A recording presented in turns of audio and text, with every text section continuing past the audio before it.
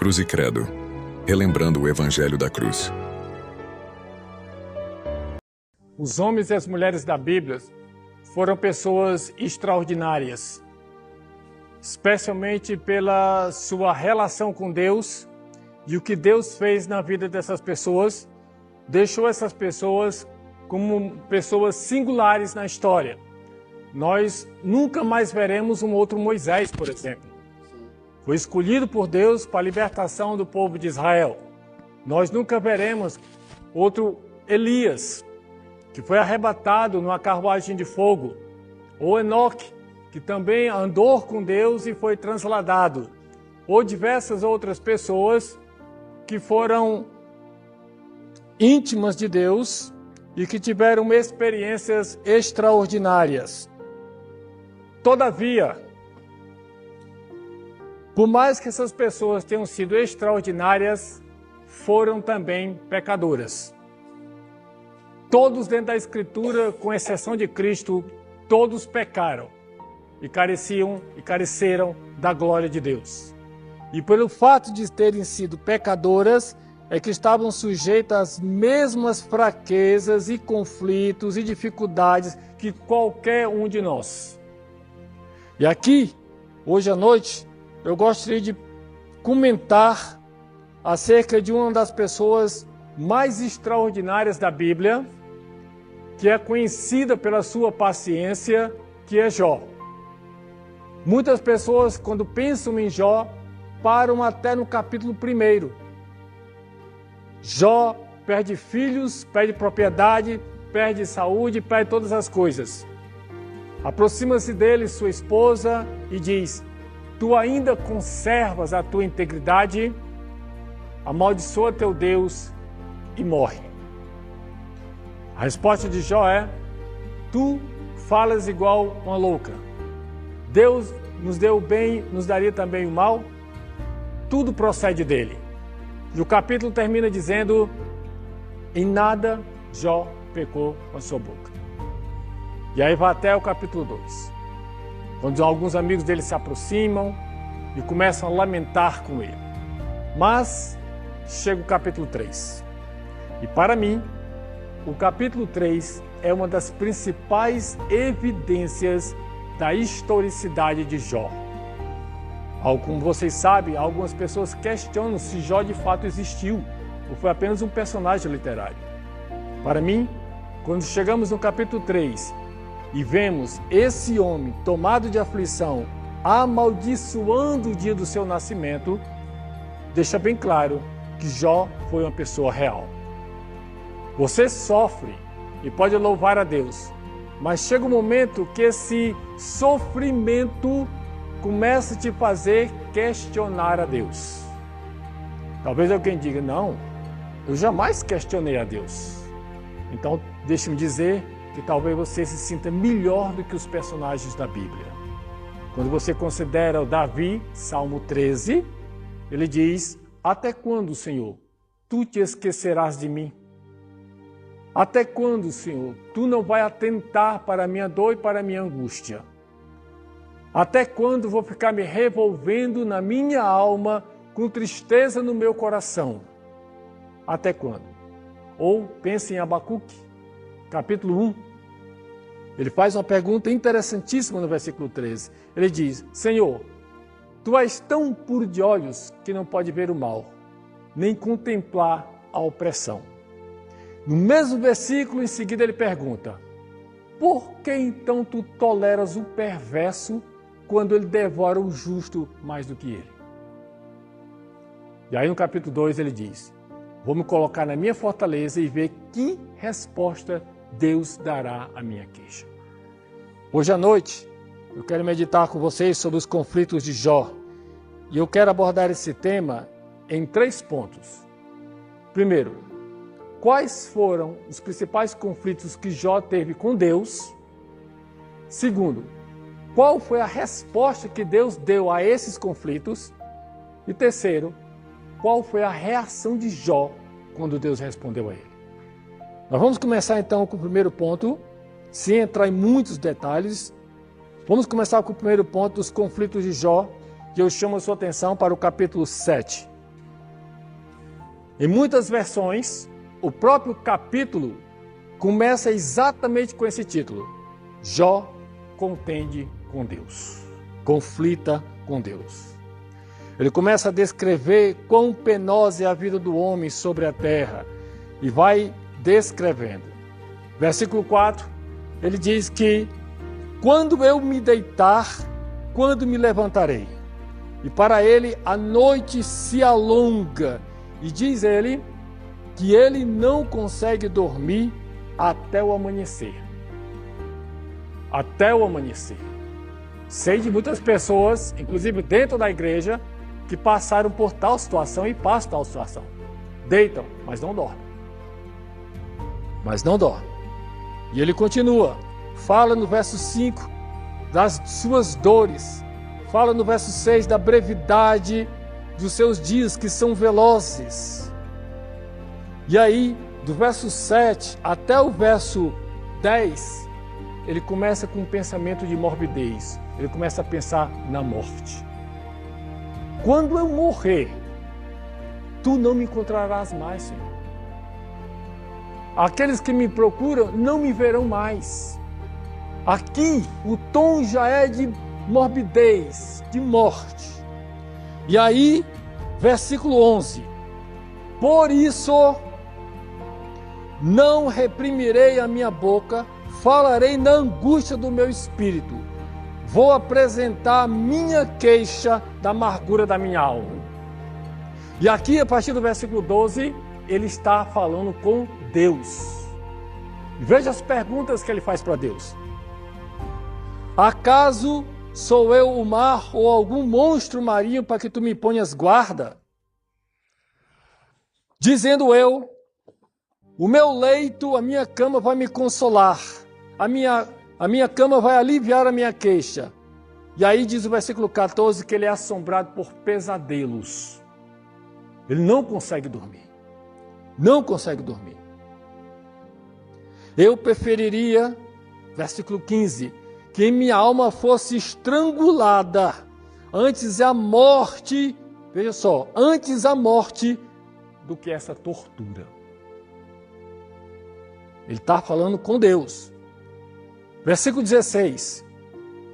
Estou farto da minha vida.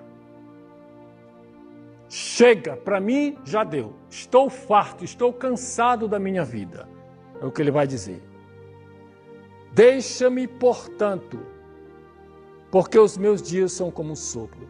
Versículo 17, ele começa a questionar Deus sobre o valor do homem. Ele pergunta, o que é o homem para que tu dê tanta atenção? O que é o homem? A cada manhã tu visitas, a cada momento tu está pondo à prova, diz o versículo 18. Até quando tu não te apartarás de mim, ó espreitador dos homens? Versículo 20, ele faz uma pergunta que eu não teria coragem de fazer. E não é que eu sou melhor do que Jó, porque não sou, eu não tenho a coragem dele. Olha a pergunta que ele faz para Deus. Se eu pequei, que mal eu te fiz a ti, espreitador dos homens? Qual foi o mal que eu te fiz? Né? Por que fizeste de mim um alvo para ti? Porque, versículo 21, porque não perdoas a minha transgressão e não tira a minha iniquidade. Se eu estou sofrendo isso é por causa do meu pecado, por que você não me perdoa? Essa é a pergunta dele. Se todo esse meu sofrimento aqui é porque eu pequei alguma coisa, me perdoa. Me perdoa. E aí ele continua. Abram, por favor, agora no capítulo 10. O primeiro versículo é quase que uma repetição do que ele tinha dito no versículo 17 do capítulo 7. O primeiro versículo diz, a minha alma tem tédio à minha vida. Tédio, estou cansado dessa vida. Talvez muitos de vocês nunca leram Jó nessa perspectiva. Mas isso aqui é o verdadeiro Jó. É fácil olharmos para ele como homem da paciência, que de fato foi, e jamais transgrediu com sua boca. mas ele era um homem como qualquer um de nós. E aqui ele está dando vazão a todas as suas emoções. E aí ele diz: darei livre curso à minha queixa, falarei com a amargura da minha alma. Direi a Deus: não me condenes, faz-me saber por que contendes comigo. Por que, Senhor, tu está contendendo comigo, está brigando comigo, por quê? Por qual razão? Parece-te, versículo 3, parece-te bem que me oprimas e que me rejeites? Tu tem olhos como de qualquer homem? Ele te pergunta. Versículos 4, tens tu olhos de carne? Acaso tu vês como os homens também veem? São os teus dias como os dias de qualquer pessoa? Ou são os teus anos como os anos de qualquer homem? Para te informares da minha iniquidade, averiguares o meu pecado? Verso 7, ele protesta a sua própria inocência diante de Deus. Tu bem sabes que eu não sou culpado. Eu estou sofrendo, mas não é porque eu fiz algo de errado. Tu sabes que eu não sou culpado. Lembrem-se, é Jó falando com Deus. Jó dialogou com seus 3 amigos, nós temos, mas nesse momento de diálogo, ele também intercala esse diálogo com os amigos, ele intercala dialogando com Deus, discutindo com Deus. A partir do versículo 8, ele começa a falar de que Deus o criou, tuas mãos me fizeram. Tuas mãos me fizeram e me aperfeiçoaram. Porém agora tu queres me devorar? Versículo 8. Lembra-te de que tu me formaste como um barro e queres agora me reduzir a pó? Porventura, não me derramaste como leite e não me coalhaste como queijo? Ele começa a falar de como Deus o criou, de pele de carne o vestiu, vida lhe concedeu, diz o versículo 12, com a tua benevolência, com o teu cuidado me guardou. E aí ele começa a dizer o seguinte, verso 14. Se eu pecar, tu me observas, e da minha iniquidade tu não me perdoarás. Se eu for perverso, ai de mim. Se eu for justo, não ouso sequer levantar a minha cabeça, porque estou cheio de desonra, e olho para a minha própria miséria. E ele permanece expondo a sua angústia até o final do capítulo 10, expondo toda a sua dor, toda a sua aflição. Versículo 18, ele diz: por que, pois, me tiraste da madre? Em outras palavras, ele está perguntando, por que tu me permitiu que eu nascesse? Observe o conflito existencial desse homem como poucos na história. Se é que alguém teve um conflito desse com Deus. No capítulo 3, ele já tinha amaldiçoado o seu dia de nascimento. E agora aqui ele continua, por que eu nasci? Por que tu me permitiu que eu viesse do mundo se é para sofrer dessa forma?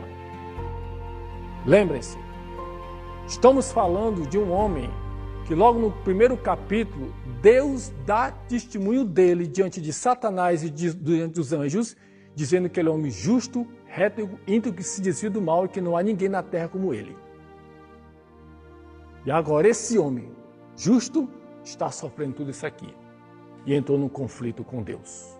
Num grande conflito com Deus. Ele está angustiado, está tomado de dores. Se eu tivesse morrido, versículo 19, eu teria sido como quem nunca existiu. Como quem nunca existiu. Teria cessado todas as minhas dores. Há outros capítulos aqui que continua essa contenda, esse conflito de Jó com Deus. Eu não vou aqui gastar muito tempo, não temos tanto tempo para expor todo o livro de Jó, mas eu gostaria que depois, se irmãos tivesse a oportunidade de ler esse livro por completo e vê-lo nessa perspectiva de Jó. Ora, Digam-me se essa é o tipo de mensagem que se tem anunciado em muitas igrejas. Em muitas igrejas se tem falado de um evangelho que parece que torna as pessoas crentes imunes a qualquer dor. O evangelho hoje de auto-intitulados pastores, de auto-intitulados apóstolos, de auto-intitulados até gurus, até coach, que virou moda, prega sempre um evangelho de ostentação. Quem é crente não vai passar dificuldade, quem é crente não vai perder emprego, quem é crente não vai ficar doente, quem é crente não vai sofrer preconceito, quem é crente está sempre por cima. Eu creio nas bênçãos de Deus, e creio que Deus é bondoso e nos abençoa. Mas a Bíblia ensina que a vida do servo de Deus também é cercada de luta e de conflito. No mundo tereis aflições. No mundo tereis aflições. Tudo vai bem, de repente nos sobreveio uma doença. Tudo vai bem, você perde suas finanças. Tudo vai bem, de repente alguém perto de você morre. Tudo vai bem, de repente lhe abate uma depressão que você não consegue explicar. E muita gente fica se perguntando, meu Deus, por que não fala para todo mundo? Não tem essa coragem, que tem medo de pecar. Mas no fundo do coração estava perguntando, por que, meu Deus? Por que, meu Deus? Por que essa dor? Por que essa angústia na minha família, nos meus filhos, nos meus pais, nos meus amigos, na minha igreja? Por quê? Por quê? Vamos agora ao nosso segundo ponto. Isso nos interessa muito. A resposta de Deus a esses questionamentos. A resposta de Deus a esses questionamentos. Como é que Deus responde a esses conflitos? Jó expôs toda a sua angústia. Agora é a hora de Deus falar. Que observem capítulo 38. Jó capítulo 38. A resposta de Deus a Jó tem algumas características extremamente interessantes e que eu quero que vocês guardem com toda atenção. Quando Deus responde a Jó, há aqui alguns pontos na resposta de Deus que nós precisamos respeitar. Em primeiro lugar, a resposta de Deus acontece no tempo de Deus. Olha só o versículo 1, capítulo 38, versículo 1. Depois disto, o Senhor respondeu a Jó. Não antes, não quando Jó perguntou. Depois disto, no capítulo 38, a angústia dele começa no capítulo 2, ele começa a dialogar com seus amigos, discutir com seus amigos. No capítulo 38, depois de tudo isso, Deus vai falar com Jó. Primeira característica da resposta de Deus é isso. Deus responde, mas responde no tempo dele. Deus sempre responde, mas no tempo dele. No tempo dele.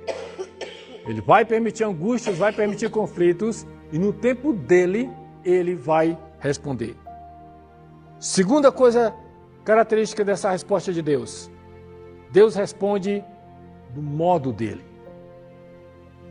Não respondeu como Jó queria. Respondeu do modo dele. Até a forma de Deus se manifestar é interessante. Depois disso, o Senhor, do meio de um redemoinho, respondeu a Jó. Do meio de um redemoinho, respondeu a Jó. Não envia um profeta, não envia qualquer pessoa, do meio de um redemoinho. Que coisa estranha. E outra coisa interessante.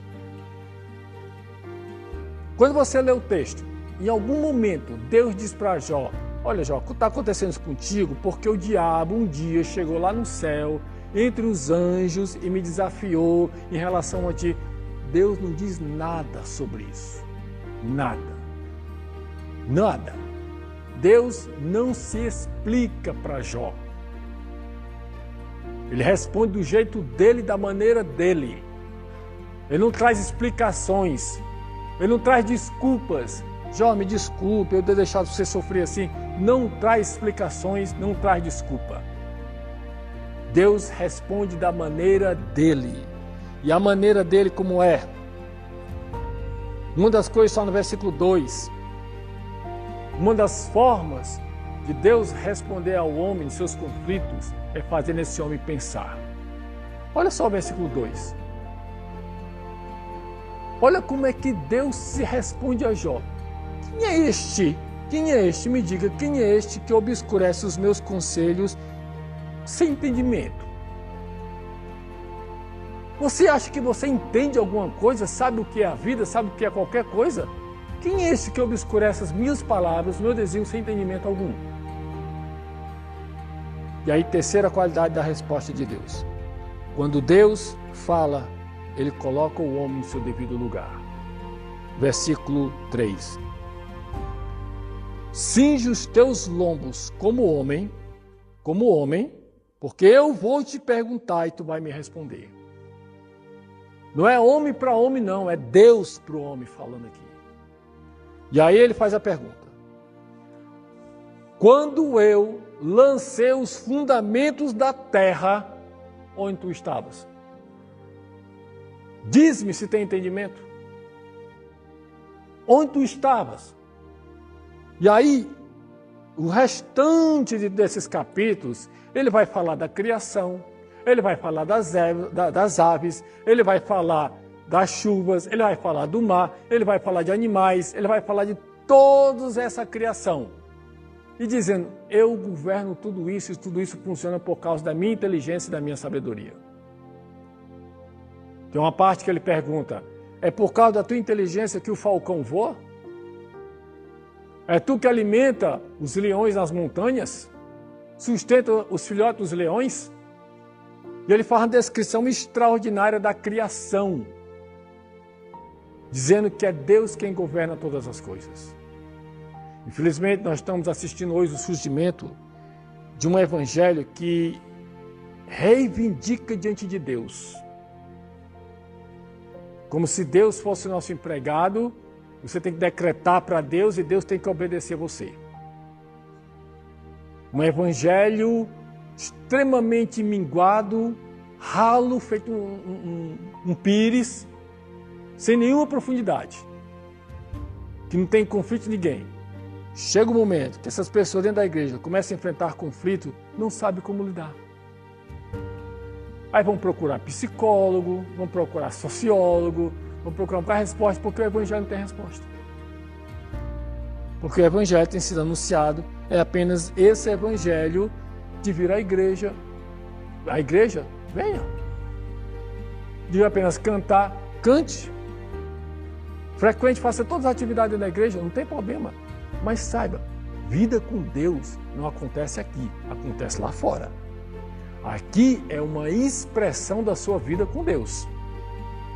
É lá fora, no mundo real, quando o dinheiro acaba, quando os problemas surgem, lá é que está Deus. Aqui nos reunimos apenas para comungar essa mesma fé nesse Criador e nesse Salvador. Aqui nos reunimos para isso. E após isso, irmãos, qual é a reação de Jó? Depois que Deus falou com ele. Abra no capítulo 42. Capítulo 42. Então respondeu Jó ao Senhor. Depois que Deus falou com ele, 38 até o 41, então respondeu Jó ao Senhor. Qual é a resposta de Jó? Primeira, versículo 2, ele reconhece todo o poder do Senhor. Bem sei que tudo podes e nenhum dos teus planos pode ser frustrado. Se dentro do teu plano fazia parte o meu sofrimento, quem sou eu? Se dentro do teu plano, para a minha vida, fazia parte essa traição, essa decepção, essa luta, essa dor, essa angústia, quem sou eu para dizer que não? Deus quis que o apóstolo Paulo fosse decapitado, e foi. Deus quis que o apóstolo João morresse de velhice. Muito provavelmente morreu de velhice. Deus quis que muitos de seus servos fossem jogados aos leões, fossem perseguidos e mortos. Deus quis, fazia parte do plano de Deus para a vida desses homens, dessas mulheres. E Deus quis que muitos outros se tornassem grandes pregadores, famosos pregadores, conhecidos, cantores e tudo mais. Todo mundo tem as suas próprias lutas e a sua própria cruz para carregar. Deus tem um plano para cada um. E agora Jó, depois de Deus falou com ele, eu sei que tudo pode e nenhum dos teus planos pode ser frustrado. O que Deus determinou vai acontecer porque Ele é o Senhor. O que é o homem para fazer qualquer coisa? O que é o homem? Agindo Deus, quem impedirá? Quem impedirá? Segundo, ele reconhece, versículo 3, a sua própria falta de conhecimento. Na verdade, falei do que não entendia. Falei de coisas maravilhosas demais para mim. Nós achamos que entendemos a nossa vida, o nosso amanhã. Você não entende, você não sabe o que vai vir amanhã, você não sabe. Você não sabe o número de dias que você tem sobre essa terra, você não sabe. Você não sabe o que vai acontecer amanhã, você não sabe.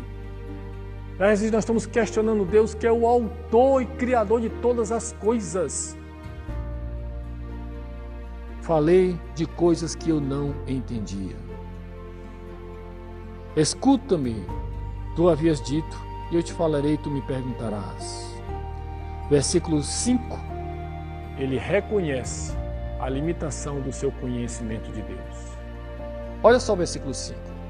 Eu te conhecia só de ouvir, mas agora, depois de toda essa aflição, os meus olhos te veem. Meu conhecimento, Deus, a teu respeito, era muito pouco. Falavam de Deus, falavam de Cristo, falavam do Espírito Santo. Eu conhecia tudo isso. Mas depois que eu passei por toda essa aflição, perdi dinheiro, perdi propriedades, perdi filho, perdi saúde, perdi tudo. Agora, eu, no meio desse redemoinho, eu estou te vendo, ó Deus. Quantos cristãos não começaram a ver Deus no meio da provação? Quando estava tudo bem, estava tudo bem. Muita gente que ficou muito bem, parou até de vir para a igreja. Estava tudo bem. Bastou Deus dar um apertãozinho ali, começou a orar, começou a buscar mais, começou mais e pedir para Deus se revelar. Mostra a tua face, ó Deus. E Deus sabe como apertar o homem no momento certo e na hora certa. Por último, versículo 6. Uma das reações mais verdadeiras de quem se encontra com Deus: arrependimento. Nós somos todos os dias tentados pelo diabo ao orgulho. Em tudo. Orgulho. Sei mais, posso mais, tenho mais dinheiro, faço isso, sou melhor do que você, me visto melhor. Toda hora. Quando você se depara com Deus e vê o Senhor, você se arrepende. Você não é ninguém. Você não é ninguém. É o que diz o texto. Por isso, me abomino, versículo 6, e me arrependo no pó e na cinza. Não bastou o sofrimento dele? Aqui é um outro tipo de sofrimento. É daquele de humilhação perante o Senhor. Deus pode ter quebrado ele, mas agora que ele vê a glória de Deus, ele se arrepende diante do Senhor. Para concluir, deixa eu só fazer aqui algumas aplicações. Primeiramente, seja sempre sincero diante de Deus. Você mente para mim, mente para outras pessoas próximas a você, pode até mentir para si mesmo, mas Deus conhece teu coração. Está doendo o peito? Ponha para Deus, coloque diante de Deus. Não estou falando de tentar a Deus, porque não se tenta a Deus, é pecado. Mas estou falando de ser sincero e rasgar a alma diante do Senhor. Falar para Ele toda a sua angústia, sabe? Toda a sua angústia. Abra seu peito diante dEle. Os homens da Bíblia nos ensinam exatamente isso. Seja sincero diante do Senhor. Segundo, espere a resposta de Deus, porque Deus sempre responde. Ele nunca fica sem dar resposta ao seu povo e àqueles que o invocam. Busque-me de todo o coração e vocês vão me encontrar. É promessa dele. É promessa dele.